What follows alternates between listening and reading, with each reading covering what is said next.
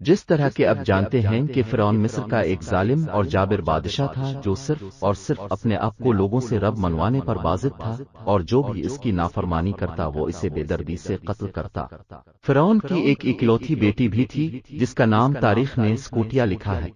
سکوٹیا کے بارے میں کہا جاتا ہے کہ اس کی قبر مصر سے دور دراز ملک ارلینڈ کے ایک چھوٹے سے قصبے میں واقع ہے۔ لیکن یہاں سوال یہ پیدا ہوتا ہے کہ فرعون کی یہ بیٹی مصر سے لاکھوں میل دور ارلینڈ کے اس قصبے میں کیسے پہنچی؟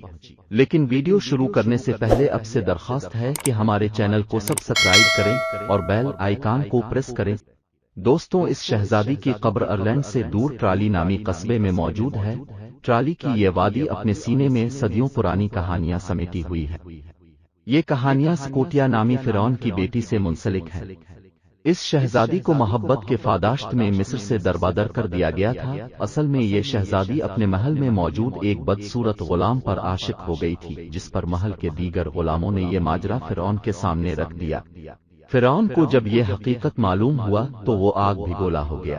اس نے اپنی بیٹی سکوٹیا کو دربار میں طلب کیا اور اس سے پوچھا۔ جب سکوٹیا نے اپنے محبت کا اقرار کیا اور عارف نامی غلام کو چھوڑنے سے انکار کر دیا تو فرعون نے سکوٹیا کو مصر سے دربدر کر دیا اور عارف نامی غلام کو قید میں بند کر دیا، جسے بعد میں قتل کر دیا گیا۔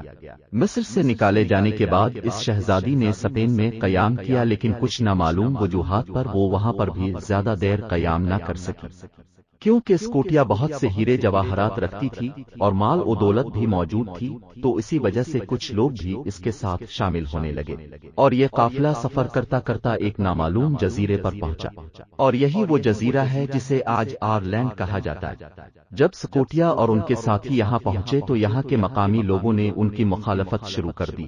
چونکہ سکوٹیا جدید ہتھیار رکھتے تھے، اسی وجہ سے انہوں نے یہاں کے مقامی لوگوں کو شکست دے کر اس علاقے پر اپنا قبضہ جما لیا، اور بعد میں انہوں نے اسکاٹ لینڈ پر بھی اپنی کالونیاں تعمیر کر لی اور اس جگہ کا نام اپنی ملکہ کے نام پر سکوٹ لینڈ رکھ دیا، جو آج بھی اسی نام سے مشہور ہے۔ پرانی روایات کے مطابق آئرلینڈ اور اسکاٹ لینڈ کے لوگ فرعون کی بیٹی کی نسل سے تعلق رکھتے ہیں، اسی لیے اسے سکوٹ کہا جاتا ہے۔